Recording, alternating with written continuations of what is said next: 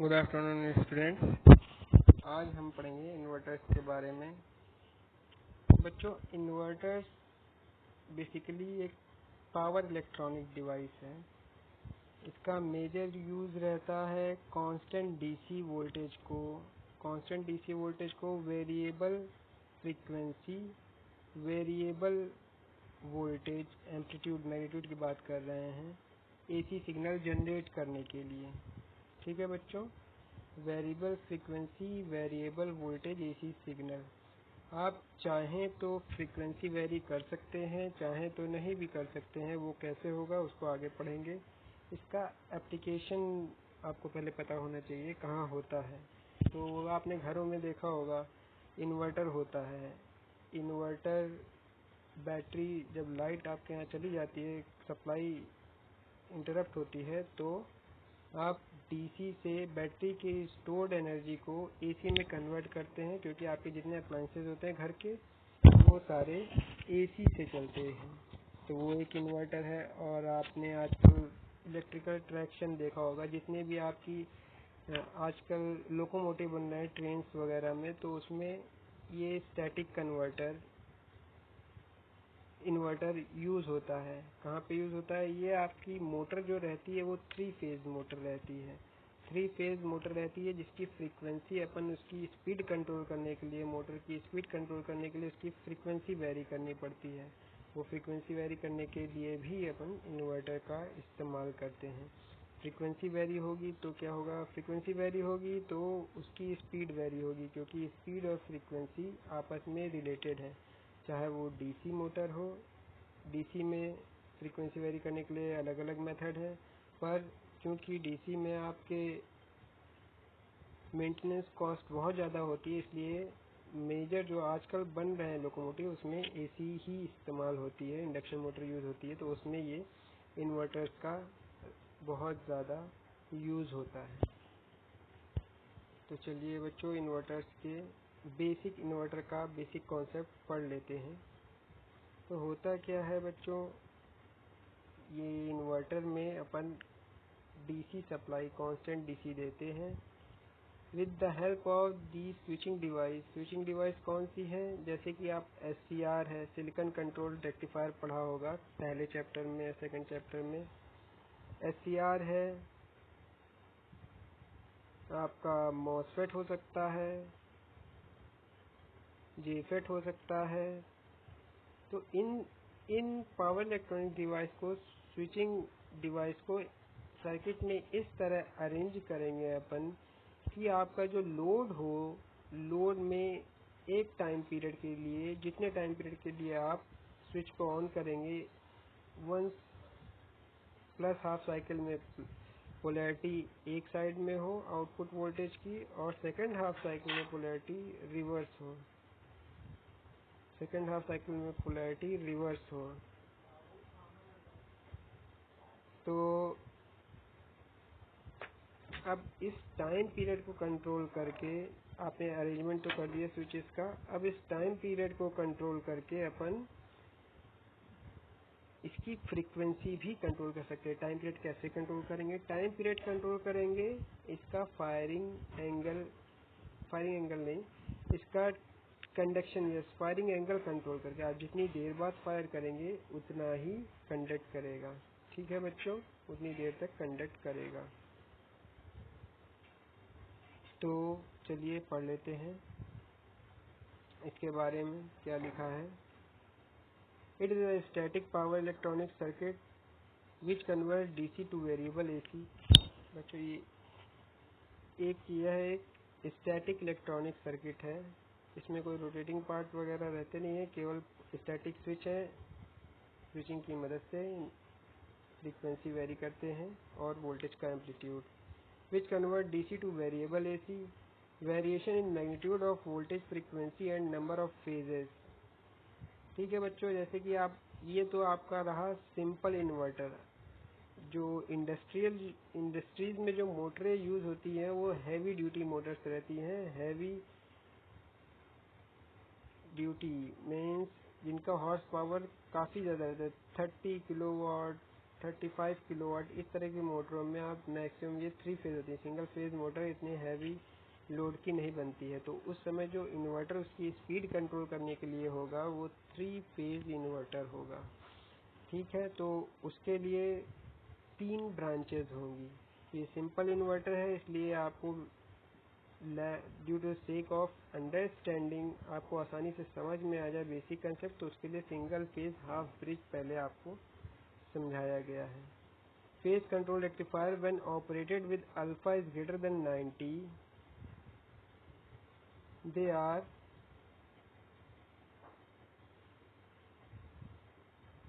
Are line commutated inverters. ठीक है बच्चों, फेज कंट्रोल रेक्टिफायर आपने सेम पढ़ा होगा। रेक्टिफायर का अगर आप फायरिंग एंगल 90 डिग्री से ज़्यादा कर देते हैं तो वो आपका इन्वर्टर बन जाता है।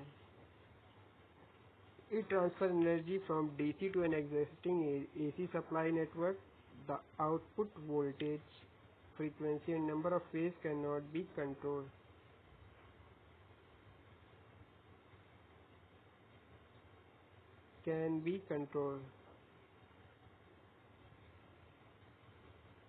ठीक है बच्चों, ये रहा आपका सिंपल इन्वर्टर। अब ये थायरिस्टर है और ये आपका सर्किट देख लीजिए। सर्किट अरेंजमेंट आगे देखते हैं। सर्किट अरेंजमेंट में क्या है बच्चों, पहले तो आप डीसी जो होगी, आपके पास एक डीसी सप्लाई होनी चाहिए जो सोर्स की तरह काम करेगी for the input of this inverter circuit. Inverter circuit के इनपुट के लिए सोर्स की तरह काम करेगी। इनपुट क्या है, आपने वोल्टेज सोर्स Vs को पहले तो अपने डिवाइड किया है 2 पार्ट में, जितना कि आपको मैक्सिमम एसी का एम्पलीट्यूड चाहिए, मैक्सिमम एम्पलीट्यूड के हिसाब से अपन डीसी को डिवाइड कर लेंगे। ठीक है बच्चों, 2 स्टेप में डिवाइड कर लिया, Vs/2 और Vs/2। ठीक है, तो अब थायरिस्टर पहले T1 को फायर करते हैं। थायरिस्टर T1 को फायर करते हैं तो देखते हैं जब T1 फायर होता है तो T1 ऑन हो गया, थायरिस्टर ऑन हुआ और प्लस पोलैरिटी इधर, माइनस पोलैरिटी इधर लग गई। ठीक है बच्चों, अब जब थायरिस्टर T2 को ऑन करते हैं, जब फर्स्ट डायोड ऑन होता है, फर्स्ट डायोड ऑन हुआ, पोलैरिटी इस तरह से सप्लाई हो गई। ठीक है बच्चों, अब ये थायरिस्टर ऑन ऑफ करते हैं और इसको ऑन करते हैं, और ये ध्यान रखेंगे इसका और इसका दोनों एट वंस नहीं ऑन होने चाहिए। अगर एट वंस ऑन हो गए तो फिर शॉर्ट हो जाएगा, तो सप्लाई शॉर्ट हो जाएगी बच्चों, सीधे शॉर्ट हो जाएगी, जिससे कि हुज करंट फ्लो होगी और आपका केबल मेल्ट हो जाएगा। तो अपन इस तरह से अरेंज करते हैं जिससे कि आपके दोनों थायरिस्टर इस तरह से, फायरिंग गेट ड्राइवर सर्किट इस तरह से डिज़ाइन करते हैं कि दोनों थायरिस्टर एट वंस नहीं फायर होते हैं, और प्रैक्टिकली इसमें थोड़ा सा गैप रखते हैं, फायरिंग में थोड़ा सा गैप रखते हैं। ठीक है बच्चों, तो T1 थायरिस्टर ऑन हुआ तो पोलैरिटी ऐसे हो गई, T2 ऑन हुआ तो पोलैरिटी माइनस प्लस इस हिसाब से हो गई, T2 ऑन हुआ तो पोलैरिटी रिवर्स हो गई। ठीक है, T2 ऑन हुआ तो पोलैरिटी रिवर्स हो गई। अब क्या करते हैं, अब ये डायोड क्यों लगा रखे हैं? डायोड बच्चों इसलिए लगा रखे हैं क्योंकि ये लोड आपका इंडक्टिव भी हो सकता है, इंडक्टिव इन नेचर भी हो सकता है, कैपेसिटिव भी हो सकता है। कैपेसिटिव होगा, इंडक्टिव होगा तो करंट इसको ऑफ करने के लिए आपको फ्री व्हीलिंग एक्शन चाहिए। लोड करंट जीरो नहीं होगी, इसको ऑफ कर देंगे, लोड की करंट जीरो नहीं होगी, तो इसको ऑफ करने के लिए ये डायोड आपकी कंडक्ट करेगी सप्लाई में। ठीक है बच्चों, इंडक्टिव लोड के केस में ये डायोड कंडक्ट करेगी तो ये ऑफ हो पाएगा। ठीक है, क्योंकि इंडक्टिव लोड सप्लाई करंट अगर वोल्टेज जीरो हो गया तब भी करंट आपकी जीरो नहीं होती है, क्योंकि इनर्शिया देता है, ये करंट को चेंज होने में रोकता है इंडक्टिव लोड। ठीक है बच्चों, इसलिए ये डायोड इस्तेमाल किए जाते हैं ड्यू टू लोड।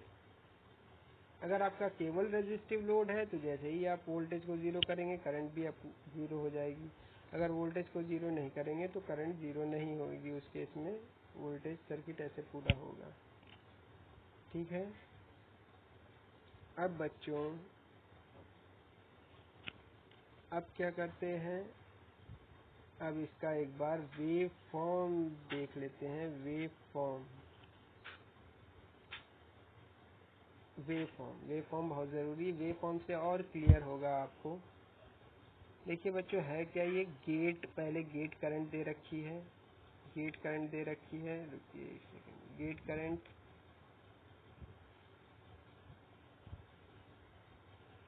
करंट दे रखी है। गेट करंट के बाद गेट करंट आपको दे रखी है थारिस्टर T1 की और थारिस्टर T2 की। T1 की दे रखी है, T2 की दे रखी है, T1 की दे रखी है और T2 की दे रखी है।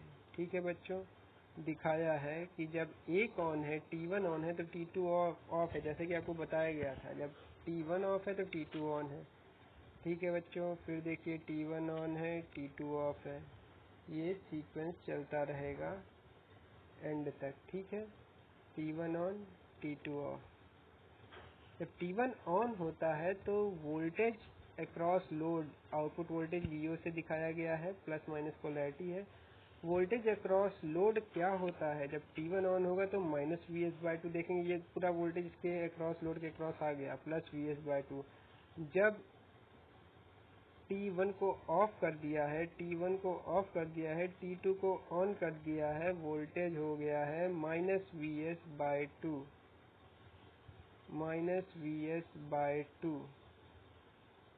ठीक है बच्चों, ये हो गया आपका एक साइकिल। फिर सेकंड साइकिल में T1 ऑन करेंगे, T2 को ऑफ किया है, T1 ऑन है, T2 को ऑफ है, फिर plus VS/2। Fourth half cycle में T1 ऑफ है, T2 ऑन है, T2 ऑन होगा तो फिर माइनस VS/2। ये ठीक है बच्चों, ये हो गया दो साइकिल आपके कंप्लीट। अब देखेंगे हुआ क्या। आपका था इनपुट वोल्टेज DC और लोड के अक्रॉस आपको switching, with the help of switching कैसा मिल रहा है वोल्टेज, अल्टरनेटिंग वोल्टेज, प्लस और माइनस में अल्टरनेट कर रहा है। और करंट क्या है इसकी, करंट है साइन वेव। करंट क्या होगी, VS/R। अगर वोल्टेज R है तो VS/2 डिवाइड बाय R, ये आपकी करंट हो जाएगी। ठीक है बच्चों, क्योंकि ये ओम्स लॉ आपने पढ़ा होगा, उसके अकॉर्डिंग अपन ने करंट पता कर ली। तो अब बच्चों ये एक एवरेज वैल्यू देखेंगे क्या है। एवरेज वैल्यू कैसे पता चलेगी, एवरेज वैल्यू वही होगी जैसे कि अपन पहले निकालते थे।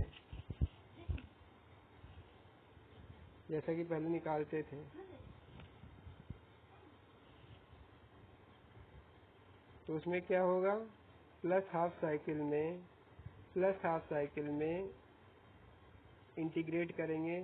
तो इंटीग्रेट करने में क्या होगा बच्चों, इंटीग्रेट करने में पहले आप फर्स्ट हाफ साइकिल इंटीग्रेट करेंगे, बाद में सेकंड हाफ साइकिल इंटीग्रेट करेंगे। तो अपन क्या करेंगे, जब इसकी आप लेंगे तो पूरी एवरेज वैल्यू 0 आएगी। जब साइनोसॉइडल वेव फॉर्म रहता है तो अपन क्या करते हैं, हाफ साइकिल का निकालते हैं। हाफ साइकिल में VS/2 आएगी,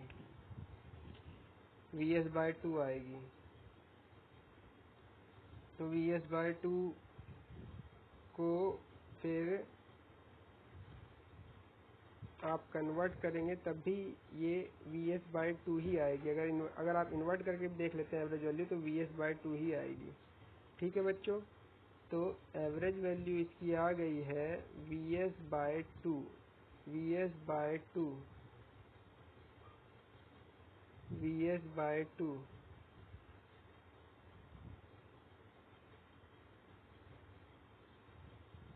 ठीक है, अब देखेंगे अब इसकी फ्रीक्वेंसी कैसे कंट्रोल करेंगे? फ्रीक्वेंसी कंट्रोल करने के लिए क्या करेंगे बच्चों? जैसे फ्रीक्वेंसी मतलब time taken to complete one complete cycle. तो फ्रीक्वेंसी के लिए ये आपको कंट्रोल करना है। ये है आपका time taken in one cycle, ये कंट्रोल करना है। तो आप इस टाइम पीरियड को घटा सकते हैं। इस टाइम पीरियड को घटा के T/2 कर दीजिए, इस टाइम पीरियड को घटा के T/2 कर दीजिए। जैसे ही आप कम करेंगे फ्रीक्वेंसी, जैसे ही टाइम पीरियड कम कर देंगे, वैसे ही आपकी फ्रीक्वेंसी डबल हो जाएगी। फ्रीक्वेंसी अगर टाइम पीरियड हाफ कर देंगे, आप T1 से T1/2 कर देंगे, तो ये आपकी फ्रीक्वेंसी डबल हो जाएगी। फ्रीक्वेंसी डबल हो जाएगी।